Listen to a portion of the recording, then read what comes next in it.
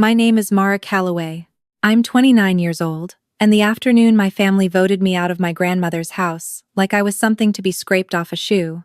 I learned that in some families, the person with the most tears wins, not the person with the truth. My sister-in-law was crying when she said it. She always cried at exactly the right moment.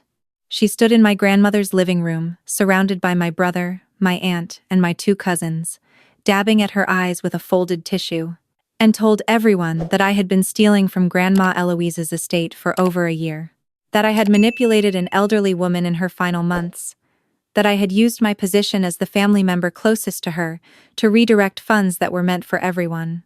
My brother didn't ask me a single question. My aunt crossed her arms and looked at the floor.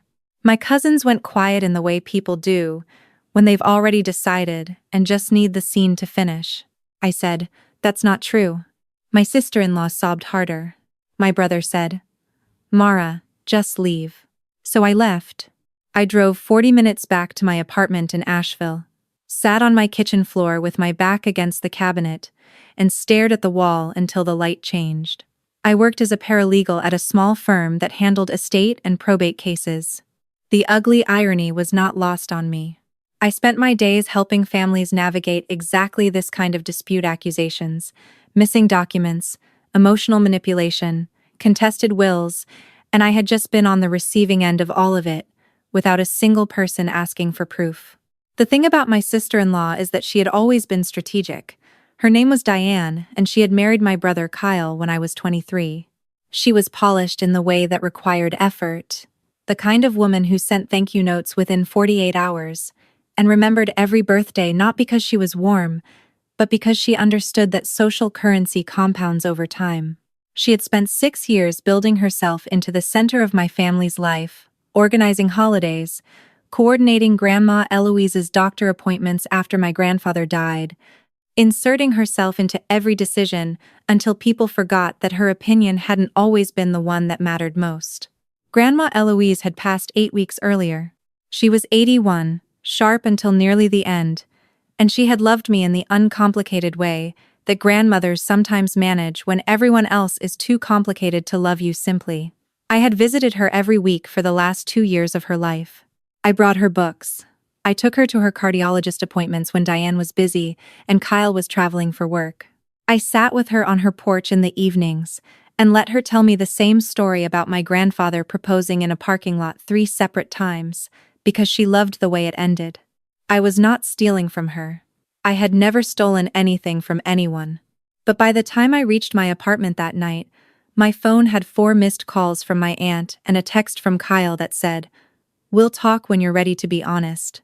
My best friend Jess showed up an hour later with 2 burritos and the specific kind of energy that said she was furious on my behalf and had already rehearsed several speeches she probably wouldn't deliver. She set the food on my counter and said, "Walk me through it." I did. All of it. The accusation, the living room, the folded tissue, my brother telling me to leave. When I finished, Jess was quiet for exactly 3 seconds and then said, "Diane didn't invent that on the spot. You don't cry on cue about something you made up 5 minutes ago. She built that story before she needed it." I said, "I keep thinking I must have missed something. Maybe I signed something I shouldn't have. Maybe there's a transaction I forgot about." Jess picked up her burrito, pointed it at me, and said, "Mara, you're a paralegal.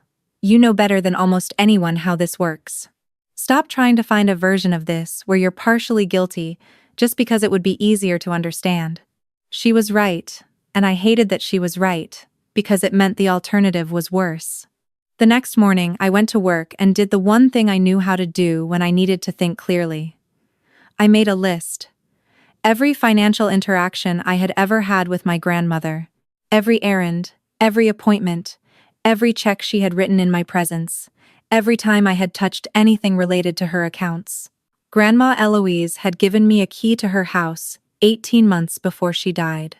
She had added me to her checking account as a secondary contact for emergency purposes only, not as a signatory, not with withdrawal access, just so I could call her bank if something happened and she couldn't speak for herself. That was it.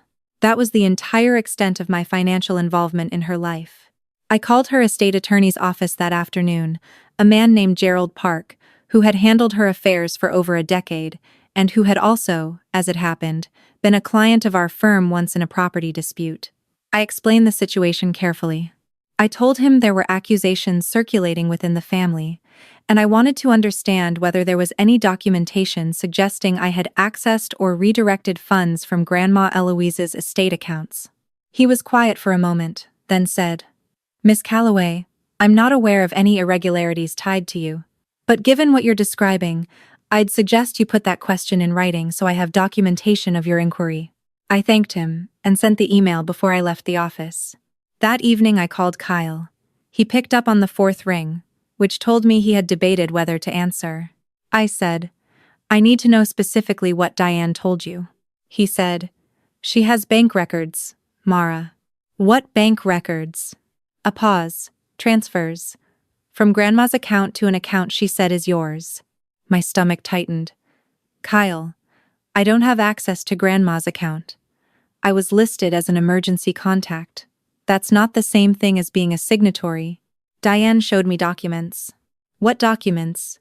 From where?" He said. "She said she found them when she was going through the paperwork after the funeral." I stayed very calm, the way you stay calm when you're scared, and the fear has nowhere to go yet. "Can you send me a copy of what she showed you?" Another pause. Longer this time. "I think we should let the estate attorney sort it out." "I agree completely," I said. "Have you contacted Gerald Park?" He hadn't. I already knew from the pause that he hadn't. The next day, I asked my colleague Dana, who handled contested estates at our firm, to look over everything with me during her lunch break.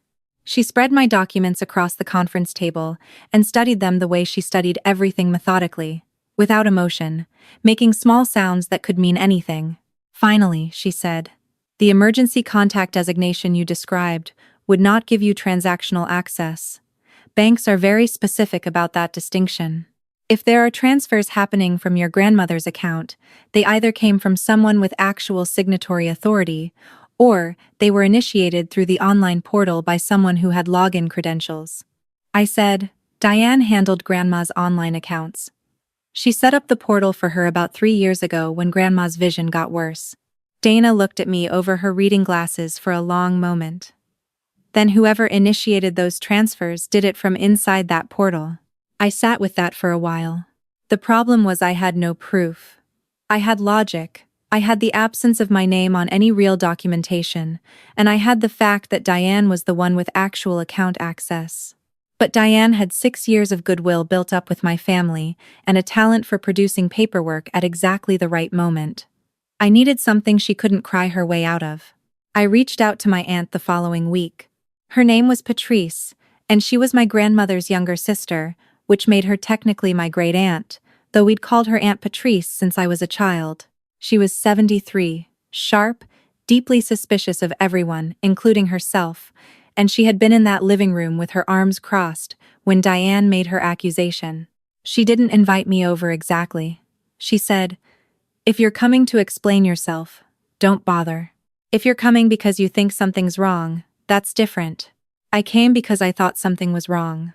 We sat at her kitchen table, and she made coffee she didn't offer to share, and I told her what Dana had told me about signatory access versus emergency contact designations. Patrice listened without interrupting, which was unusual for her. When I finished, she said, "Diane brought those documents in a folder, neat little folder with a tab on it.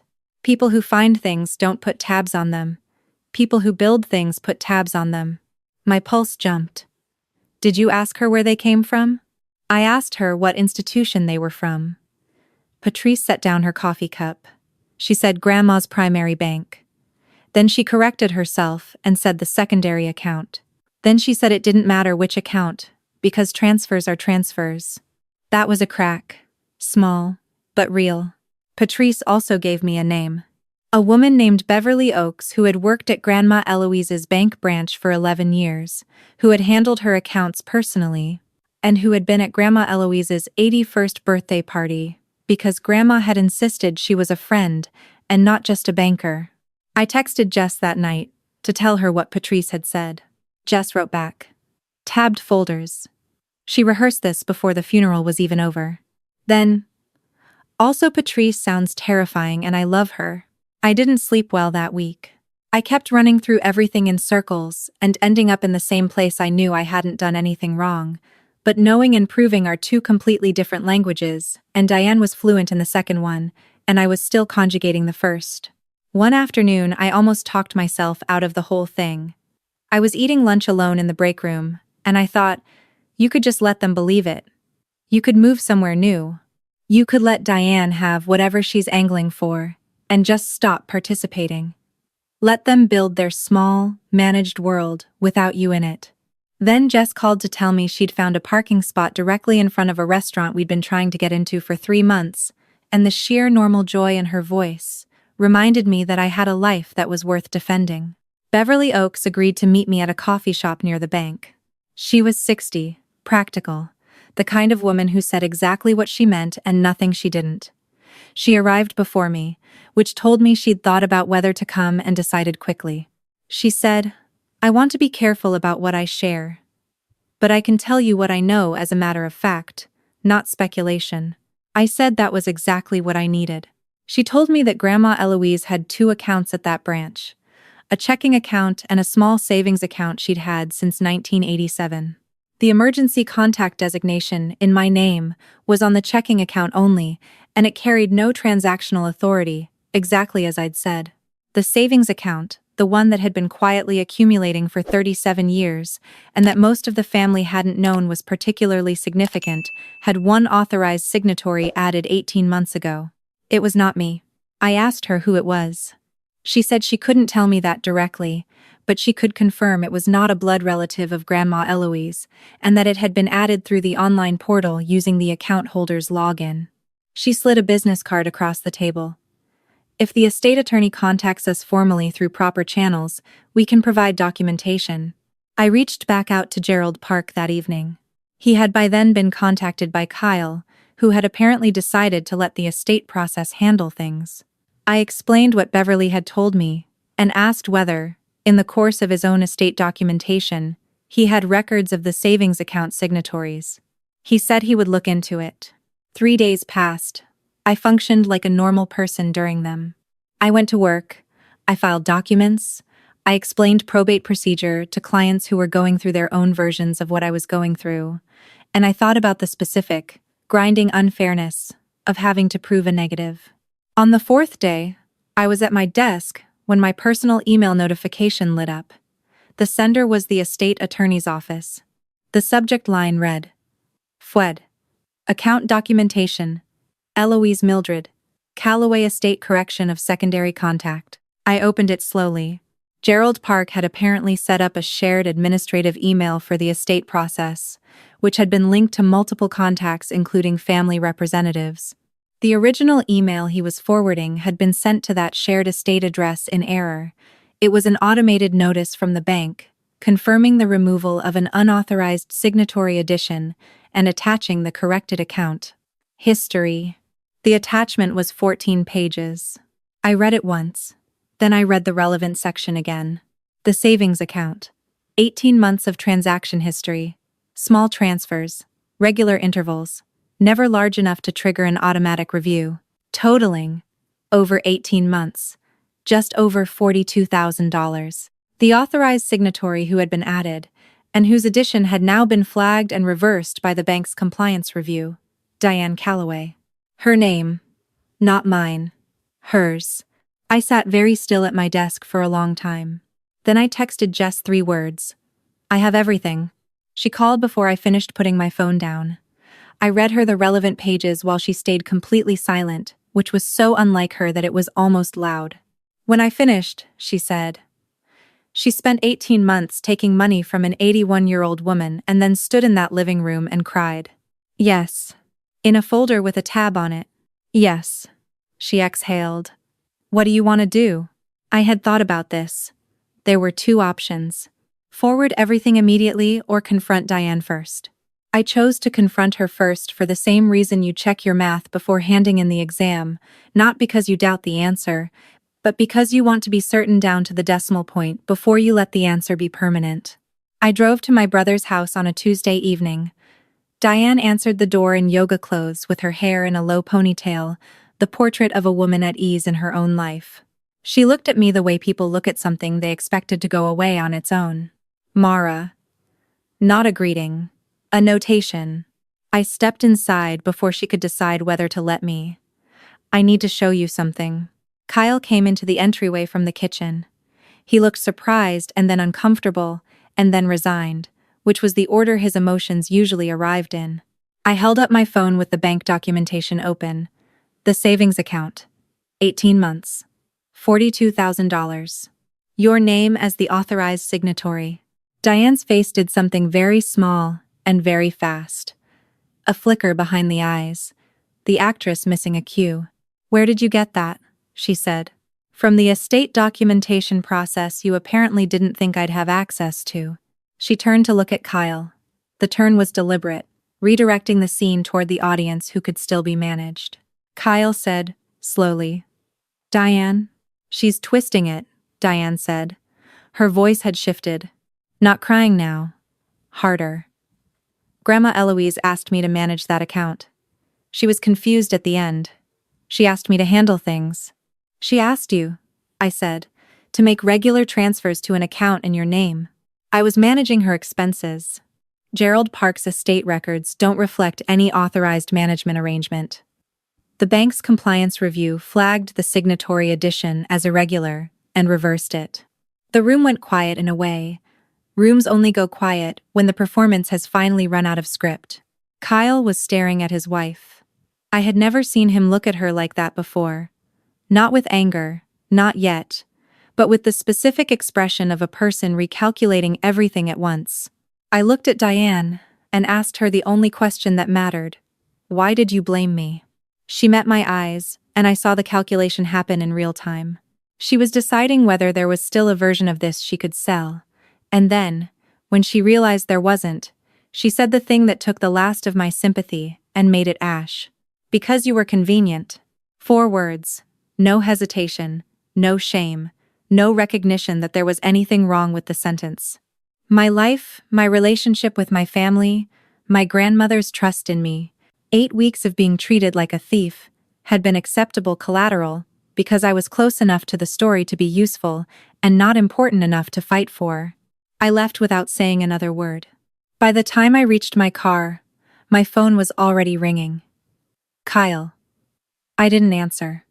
I drove home, sat at my kitchen table, and built the email with the same precision I used for legal documentation. No insults, no emotion, no performing grief for an audience, just chronology, source citation, and attached evidence. I addressed it to Kyle, my Aunt Patrice, both cousins, and Gerald Park. I carbon copied Beverly Oaks branch manager because the bank's own compliance review was part of the record and they deserved to see how their documentation had traveled. The subject line read, Correction of false accusation. Eloise Calloway Estate. Documented evidence attached. In the body, I stated clearly that I had been falsely accused of financial misconduct against my grandmother's estate. I stated that the estate documentation process had produced bank records showing that the only unauthorized financial activity tied to Grandma Eloise's accounts had been conducted by Diane Calloway using improperly obtained signatory on-saler authority. I attached the full bank compliance report, the corrected account history, and Gerald Park's forwarded email with its timestamp. I wrote one final line. I will not continue to carry an accusation that was manufactured to redirect attention from the person actually responsible. I sent it at 9:47 inches the evening. At 9:53, Diane called. I watched the screen light up and went to make tea. At 10:04, Kyle texted, Call me, please. At 10:11, my Aunt Patrice sent a single message. I knew that folder was too neat. At 10:22, Kyle called again, and this time left a voicemail saying he was sorry, that he hadn't understood, that he needed to talk to me. His voice had the specific texture of a man standing in the middle of a room he no longer recognized. At 10:31, Diane texted, Mara, this is not what it looks like and you know it. We're family. Please don't take this further. I stared at that message for a long time. We're family. The same family that had watched me leave that living room without asking a single question. The same family that had sent me texts about being ready to be honest, while Diane sat on $42,000 and polished her folder tabs. I replied with 2 words. Too late. Jess came over the next morning with pastries, and the energy of someone who had been awake since 6, rehearsing what she would say to anyone who gave me trouble. She sat across from me at my kitchen table and read through the email chain while I made coffee. She looked up and said, "You know what the funniest part is? She could have just not done it. She could have just been a normal person. People like Diane don't calculate that far ahead," I said. "They calculate how to get what they want. The part where it falls apart is someone else's problem until it isn't." Gerald Park called me that afternoon. He was measured and professional, but I could hear something underneath the professional tone that sounded like relief. He told me the bank's compliance review had already been submitted to the relevant oversight body.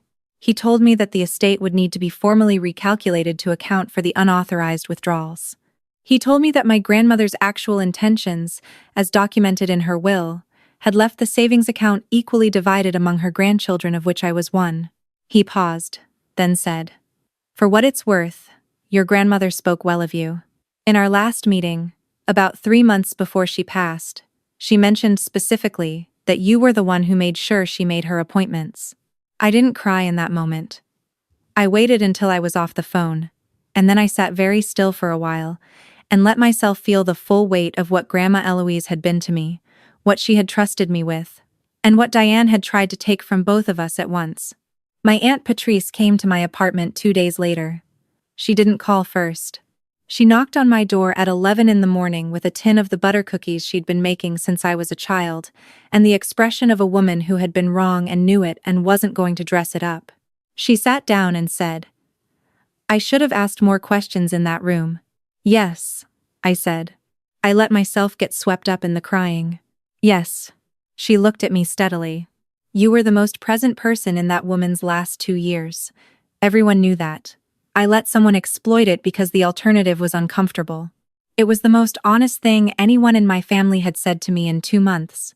It wasn't enough to fix what had been broken, but it was the first true sentence, and true sentences are worth something, even when they arrive late. Kyle called me the following week and asked if we could meet. I went because he was my brother, and because I needed to see what was left of him after the performance had finally stopped protecting him. We met at a coffee shop near his office. He looked like a man who hadn't been sleeping. He had the quality of someone who had spent a week recalculating things and not liking any of the answers. He said, "I'm filing for divorce." I said, "Okay. I should have Mara. I should have asked you. I should have." He stopped. "She told me she had the documents. I didn't question her because I didn't want there to be a reason to question her. I think I already knew something was off, and I let her give me a reason not to look. That was honest." I gave him credit for the honesty. I said, "You told me to leave." In Grandma's living room. "You told me to leave, and you didn't ask me one question." "I know. I need you to understand that I should have and I'm sorry are not the same sentence." He was quiet. Then he said, "You're right." "I know I'm right," I said. "I'm still deciding what to do with that." We sat in silence for a while. It wasn't comfortable, and it wasn't hostile. It was the silence of 2 people who shared too much history to pretend they were strangers, and too much damage to pretend everything was fine. Before I left, he slid an envelope across the table. Inside was a handwritten letter, actually handwritten, not typed, in which he stated clearly that he had been given false documentation by his wife, that he had failed to verify the accusation before repeating it to family members, and that to his knowledge, and now documented understanding, I had no involvement whatsoever in any financial irregularity connected to our grandmother's estate. I looked at it for a moment. "My attorney said you might need it," he said, "if Diane tries anything." I put it in my bag. "Thank you. You were the one who sat with her," he said. "Every week. For 2 years. Diane scheduled the appointments, and I thought that meant she was caring for her." He paused. I missed the difference between managing something and actually showing up for it. That sentence stayed with me longer than the letter. What happened after was not a movie ending. It was slower and messier and had the texture of real things falling apart rather than cinematic ones. Diane hired an attorney. The attorney argued that Grandma Eloise had verbally authorized the arrangement. The bank records did not support this. Gerald Park's documentation did not support this. There was no written authorization anywhere, because there had never been one. The estate recalculation moved forward. Diane's attorney eventually pivoted to negotiating terms rather than contesting facts. My cousins called me separately over the following weeks. One of them said, "I should have pushed back in that room." The other one sent a text that just said, "I'm sorry I was quiet." Both of those mattered more than they knew. My Aunt Patrice started calling me on Sunday afternoons the way she used to call Grandma Eloise. She never said that was what she was doing. I never pointed it out. We talked about the butter cookies and the weather in western North Carolina, and which of our relatives were being dramatic about what, and I let those calls be what they were: someone trying to close a small part of a large distance. Diane did not lose everything. People like Diane rarely do.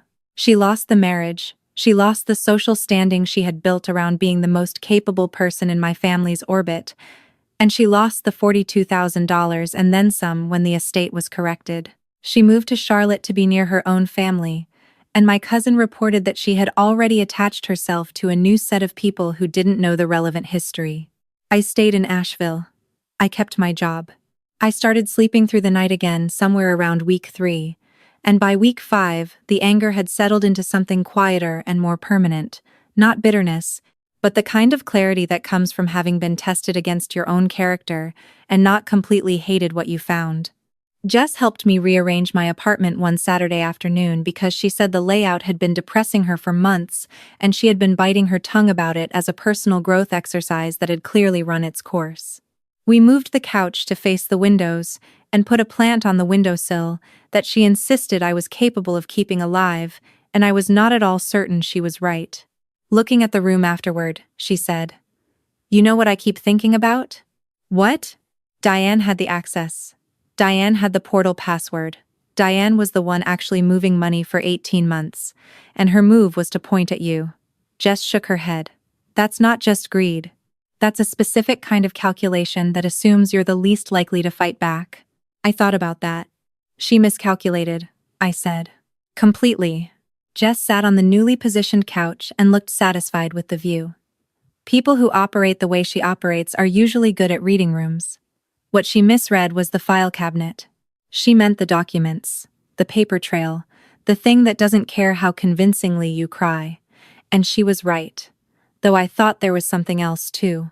Diane had miscalculated because she had looked at me regular, unglamorous, weekly visits, and cardiology appointments me, and seen someone disposable. Someone who could be handed the blame because they didn't seem like the kind of person who would dismantle it systematically. She had probably done that calculation in under 5 minutes and felt entirely confident about it.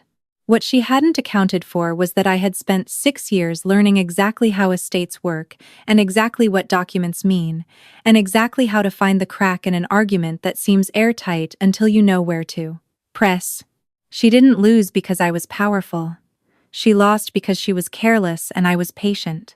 There's a difference, and it matters. About 6 weeks after the estate documentation had been sorted and the attorney negotiations had moved into their grinding final phase, Gerald Park called me to close out our correspondence. He thanked me for handling the situation with, as he put it, unusual professionalism for someone who was personally involved. I thanked him. Then I asked him the question that had been sitting at the back of my mind since the beginning. Did she know the bank notification would come to me? When she built the accusation, do you think she knew it was possible for me to find out? He was quiet for a moment. "I don't think she thought that far ahead," he said finally. "I think she expected the accusation to stick before anyone started asking questions." That was probably right. The tabbed folder and the carefully timed tiers were about creating certainty fast enough that no one would think to verify. The error the bank notification sent to the estate's shared address, forwarded to me by a process she had set in motion herself, was just her own carelessness arriving before her plan expected it. Sometimes the truth doesn't need help. It just needs the other person to get sloppy. My grandmother left me 4 things in her will. an antique writing desk that had belonged to her mother, a small framed watercolor of the North Carolina coast that had hung in her bedroom as long as I could remember, 1/3 of the savings account equally divided among her grandchildren, and a handwritten note folded into the back of the will's envelope that Gerald Park read to me over the phone because he said she had specifically asked him to deliver it verbally. It said, "You showed up. That's the whole thing, sweetheart. You showed up." I've thought about what revenge is supposed to look like, and I think people get it wrong most of the time. They imagine it as something you do to someone, something active and visible, something that looks like fire. Mine didn't look like fire. Mine looked like a forwarded email, an attachment I read twice to make sure I understood it, and a subject line that stripped away 6 years of careful performance in 14 pages of account history. Mine looked like saying too late instead of please and meaning it all the way down. Mine looked like not forgiving on a timeline set by the people who needed forgiveness to be convenient. My mother called me recently. Not my immediate family. My mother is gone. But my mother's sister, who I've always called my second mother, and she asked how I was doing and whether I had found any peace in all of this. I told her I had found something more useful than peace, at least for now.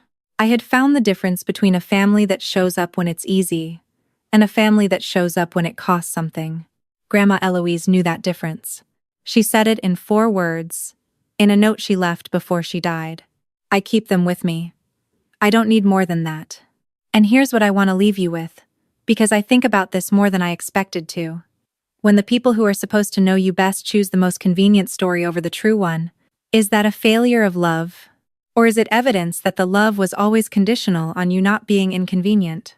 I don't have a comfortable answer. But I know which one I believe.